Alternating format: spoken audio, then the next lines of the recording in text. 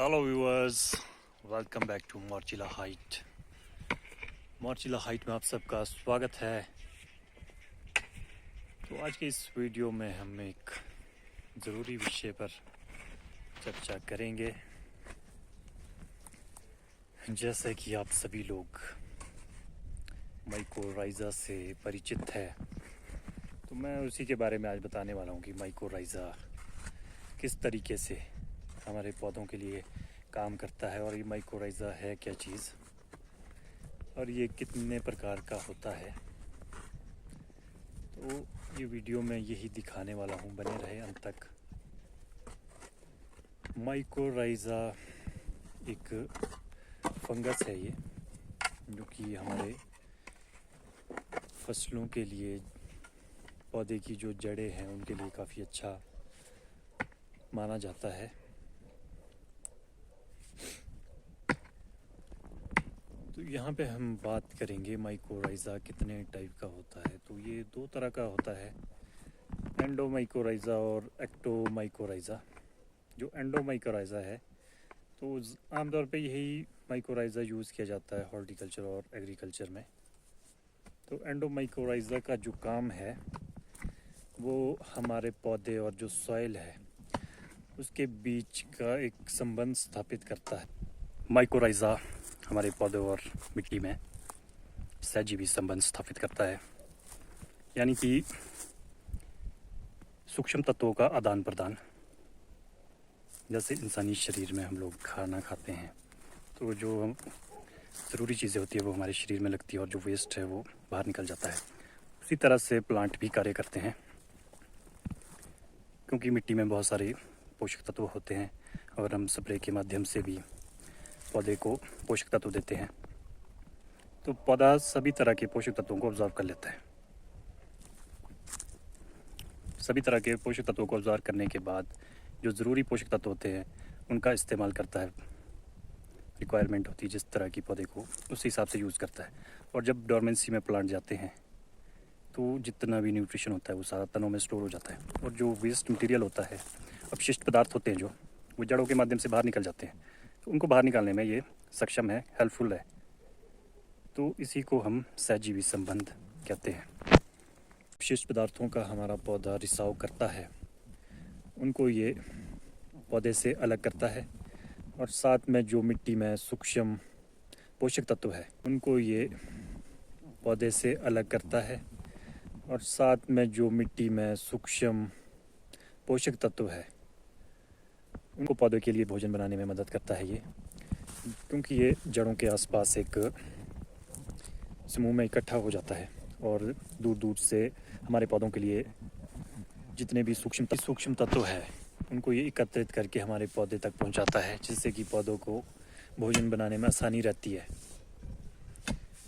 तो इसका जो मेन फंक्शन है, ये जितने भी अपशिष्ट पदार्थ हैं उनको पौधों से निकाल कर दूर ले जाता है, और ये पौधों में मौजूद जो शुगर है, चीनी है, उसी से अपना भोजन करता है, और इसी के साथ इसमें बढ़ोतरी होती जाती है समय के साथ साथ, और ये फैलते जाते हैं और हमारे पौधों को ये नुकसान होने से बचाते हैं। जैसे कि सूखे की स्थिति में ये दूर दूर से जाकर पानी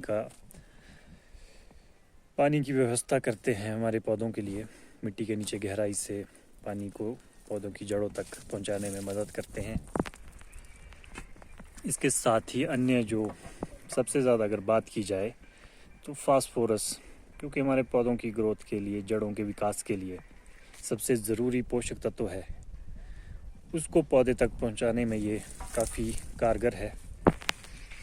तो जैसा कि आप मेरे हाथ में देख पा रहे हैं, माइकोराइज़ा बायो फर्टिलाइज़र। तो ये क्या चीज़ है, इसके बारे में हम जानने की कोशिश करेंगे। ये एक तरह का फंगस है जो कि मिट्टी में मौजूद पोषक तत्वों को हमारे पौधे तक पहुंचाने में मदद करता है, और जिससे पौधों की जड़ों का जो विकास है वो भी काफ़ी तेज़ी से होता है और पौधे को भोजन बनाने में कोई दिक्कत नहीं आती है। जितना भी न्यूट्रिशन मिट्टी में मौजूद है पौधा उसको आसानी से अपटेक कर लेता है, और जो पौधे में विशिष्ट पदार्थ है उनको निकालने में ये काफ़ी हेल्पफुल है। तो एग्रीकल्चर और हॉर्टिकल्चर दोनों ही फील्ड में इसका इस्तेमाल किया जाता है अलग अलग तरीके से। बहुत ही अच्छा एक पदार्थ है जो कि पौधों की जड़ों के विकास के लिए नई प्लांटेशन जब भी करते हैं। तो अब हम बात करेंगे इसका यूज़ कैसे किया जाए। इसके यूज़ के अलग अलग तरीके हो सकते हैं। एक तो हम इसकी स्लरी बना सकते हैं, यानी कि एक घोल तैयार कर सकते हैं जो कच्चा गोबर है, काऊ डंक जिसे हम कहते हैं काऊ डंक। तो उसमें बहुत सारे पोषक तत्व पाए जाते हैं, सूक्ष्म पोषक तत्व। NPK भी उसमें पाया जाता है, नाइट्रोजन, फास्फोरस और पोटाश। तो इसकी रेशो की बात की जाए तो इसमें नाइट्रोजन 3% पाया जाता है प्रति किलो की। अगर हम बात करें तो 3% नाइट्रोजन, 2% फास्फोरस और 1% पोटाश पाया जाता है। तो कच्चे गोबर के साथ हम इसकी स्लरी बनाएंगे और उसमें एक मिश्रण तैयार करेंगे।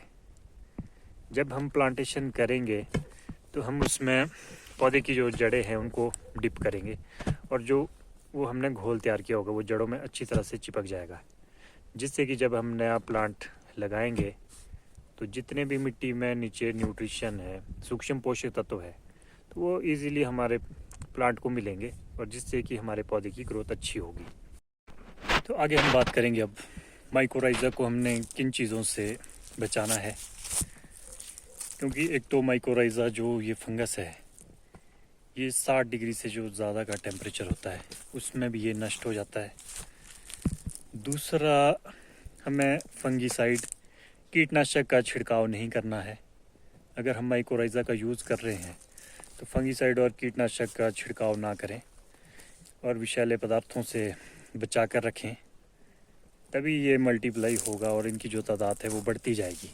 और जितने ज़्यादा माइकोराइज़ा होंगे उतने ज़्यादा ही हमारे प्लांट को न्यूट्रिशन मिलेगा।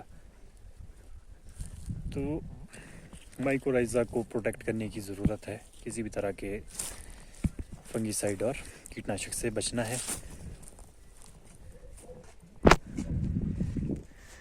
बाकी जो हम इसकी स्लरी बनाएंगे, वैसे तो स्लरी गोबर से ही बनती है, गाय का जो गोबर है, काऊ डंग। तो आप इसमें मिट्टी भी ऐड कर सकते हैं। तो ये तो मैं अगले वीडियो में बताऊंगा जब हम प्लांटेशन करेंगे और जब ये स्लरी बनाएंगे तो मैं उसमें दिखाऊंगा किस तरीके से बनाएंगे और उसमें हम थोड़ा सा गुड़ भी ऐड करेंगे।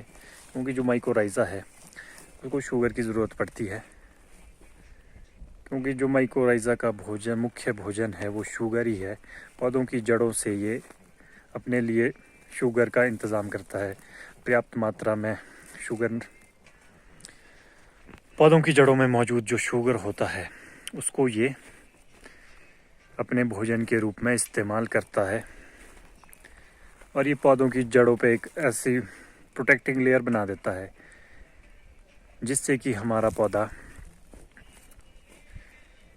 बीमारियों से बचा रहता है और साथ ही के साथ सूखे की स्थिति में, यानी कि जो रूट सिस्टम है वो एक तो अच्छा हो जाएगा, पौधों की जो जड़ों का विकास है वो भी अच्छा होगा। दूसरा, इम्यून सिस्टम पौधे का स्ट्रॉन्ग हो जाएगा, मतलब कि डिजीज़, बीमारियों को झेलने की जो क्षमता है वो पौधे की काफ़ी मजबूत हो जाएगी। तो जब हमारे पौधे बीमारियों से बचे रहेंगे तो उसमें ज़ाहिर सी बात है ग्रोथ भी अच्छी होगी, पौधों का विकास अच्छा होगा। तो आज के इस वीडियो में फ़िलहाल इतना ही। अगर आपको ये जानकारी यूज़फुल लगती है तो ज़्यादा से ज़्यादा लोगों को शेयर कीजिएगा। चैनल पर नए हैं तो चैनल को सब्सक्राइब करना ना भूलें। Thanks for watching.